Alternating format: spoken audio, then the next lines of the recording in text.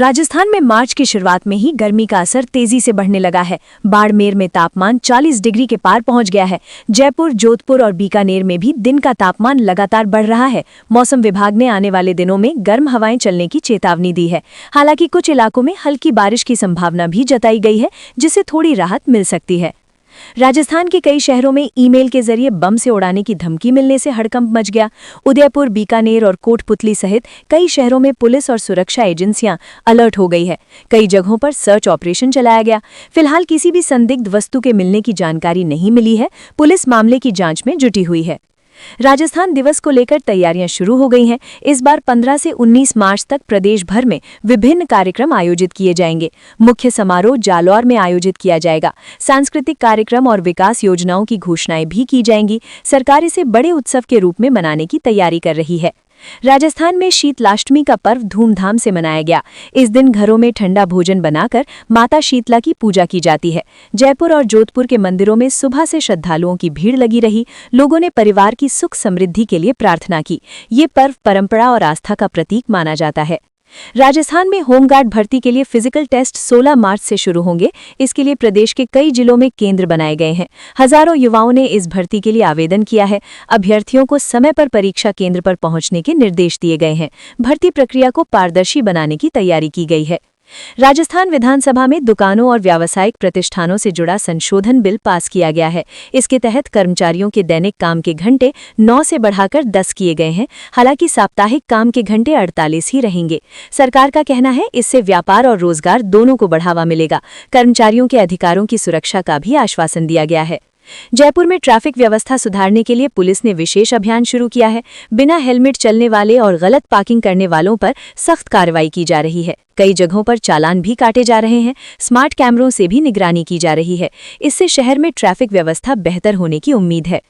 जोधपुर में पर्यटन को बढ़ावा देने के लिए नई योजना बनाई जा रही है। मेहरानगढ़ किले और अन्य पर्यटन स्थलों पर सुविधाएं बढ़ाई जाएंगी। रात में लाइट एंड साउंड शो शुरू करने की भी योजना है। पर्यटन विभाग विदेशी पर्यटकों को आकर्षित करने की कोशिश कर रहा है। इससे स्थानीय व्यापार को भी फायदा होगा।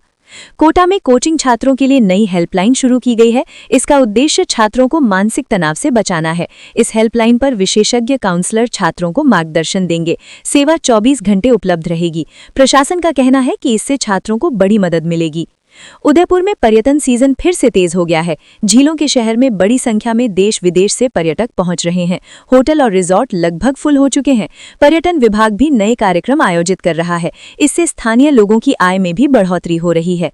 बीकानेर के कई इलाकों में पानी की समस्या बढ़ने लगी है। गर्मी के साथ ही जल संकट गहराने लगा है। स्थानीय लोगों ने प्रशासन से पानी के टैंकर भेजने की मांग की है। जलदाय विभाग ने आपूर्ति बढ़ाने का आश्वासन दिया है। लोगों से पानी बचाने की अपील भी की गई है। अजमेर में सरकारी स्कूलों की शिक्षा व्यवस्था सुधारने के लिए नई योजना शुरू की गई है। कई स्कूलों में डिजिटल क्लासरूम बनाए जा रहे हैं। छात्रों को आधुनिक शिक्षा सामग्री उपलब्ध कराई जाएगी। शिक्षकों को भी विशेष प्रशिक्षण दिया जाएगा। इसका उद्देश्य शिक्षा स्तर को बेहतर बनाना है।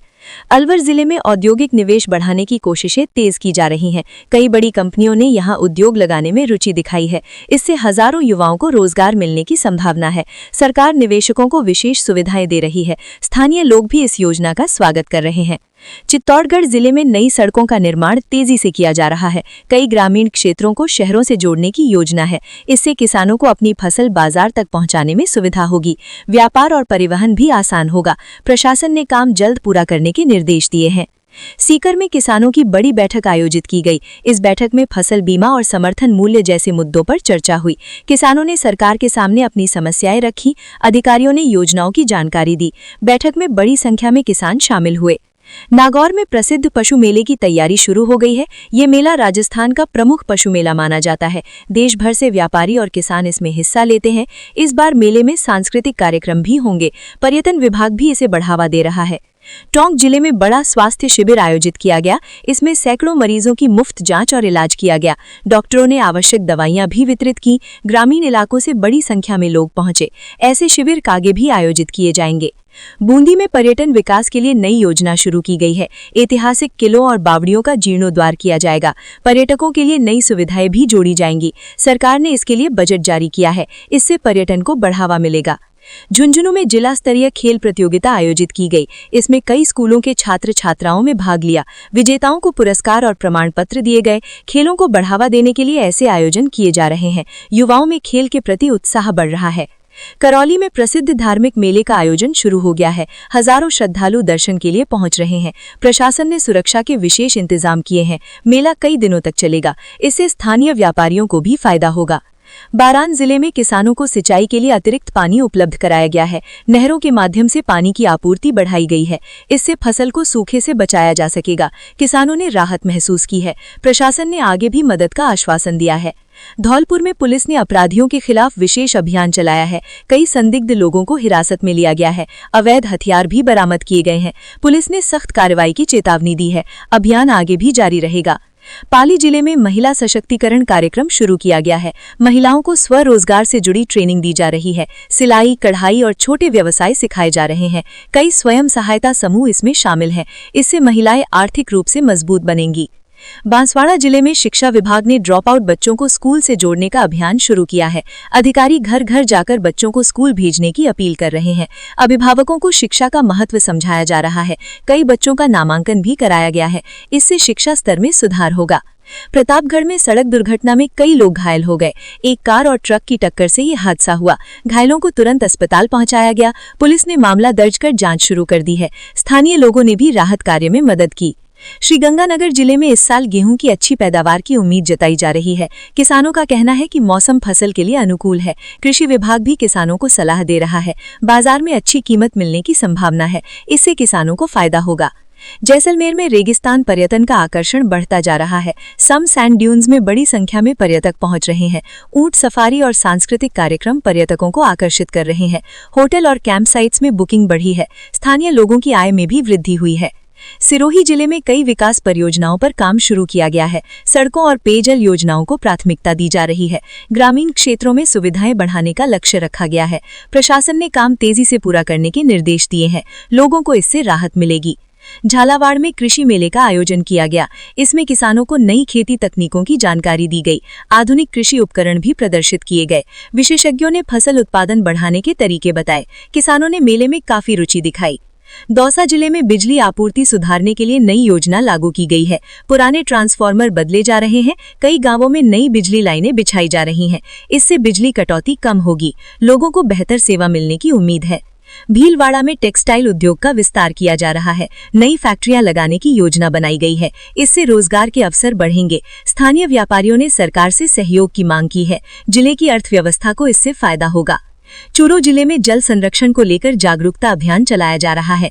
लोगों को वर्षा जल संचयन के लिए प्रेरित किया जा रहा है। स्कूलों और गांवों में कार्यक्रम आयोजित किए जा रहे हैं। गर्मी से पहले पानी बचाने की अपील की गई है। इससे भविष्य में जल संकट कम होगा। हनुमानगढ़ में पुलिस ने अपराध रोकने के लिए विशेष नाकाबंदी अभियान शुरू किया है। रात के समय वाहनों की जांच की जा रही है। संदिग्ध गतिविधियों पर नजर रखी जा रही है। पुलिस ने लोगों से सहयोग की अपील की है। इससे अपराध पर नियंत्रण होने की उम्मीद है। राजसमंद झील और आसपास के क्षेत्रों को पर्यटन के लिहाज से विकसित करने की योजना बनाई गई है। पर्यटकों के लिए नई सुविधाएं जोड़ी जाएंगी। लोकल लोगों को रोजगार मिलेगा। सरकार ने इसके लिए बजट भी जारी किया है। इससे जिले की पहचान और बढ़ेगी। सवाई माधोपुर के रणथंभौर नेशनल पार्क में पर्यटकों की संख्या बढ़ने लगी है। टाइगर सफारी के लिए बुकिंग लगातार बढ़ रही है। विदेशी पर्यटक भी बड़ी संख्या में पहुंच रहे हैं। वन विभाग ने सुरक्षा व्यवस्था मजबूत की है। पर्यटन से स्थानीय अर्थव्यवस्था को लाभ मिल रहा है। जयपुर में स्टार्टअप सम्मेलन आयोजित किया गया, जिसमें कई युवा उद्यमियों ने भाग लिया। नए बिजनेस आइडिया और नवाचार पर चर्चा की गई। सरकार ने स्टार्टअप को बढ़ावा देने की बात कही। युवाओं को आर्थिक सहायता देने की योजनाएं भी बताई गईं। इससे नए रोजगार के अवसर बन सकते हैं। कोटा में चंबल नदी की सफाई के लिए विशेष अभियान शुरू किया गया। प्रशासन और स्वयं सेवकों ने मिलकर नदी किनारे सफाई की। लोगों से नदी में कचरा न डालने की अपील की गई। पर्यावरण संरक्षण पर जोर दिया गया। ऐसे अभियान आगे भी जारी रहेंगे। उदयपुर में बड़ा सांस्कृतिक महोत्सव आयोजित किया गया। इसमें लोक कलाकारों ने शानदार प्रस्तुतियां दी। पर्यटकों ने कार्यक्रम का खूब आनंद लिया। राजस्थानी संस्कृति की झलक देखने को मिली। ये महोत्सव कई दिनों तक चलेगा। बीकानेर में प्रसिद्ध ऊंट महोत्सव की तैयारियां शुरू हो गई हैं। इस महोत्सव में देश विदेश से पर्यटक आते हैं। ऊंट सजावट और नृत्य प्रतियोगिताएं आयोजित की जाती हैं। स्थानीय कलाकार भी कार्यक्रम प्रस्तुत करते हैं। ये आयोजन राजस्थान की पहचान माना जाता है। राज्य सरकार ने विभिन्न विकास योजनाओं की समीक्षा बैठक आयोजित की। अधिकारियों को योजनाओं को तेजी से लागू करने के निर्देश दिए गए। ग्रामीण विकास और रोजगार पर विशेष ध्यान दिया जा रहा है। सरकार का लक्ष्य है कि योजनाओं का लाभ हर व्यक्ति तक पहुंचे। आने वाले समय में नई योजनाओं की घोषणा भी हो सकती है।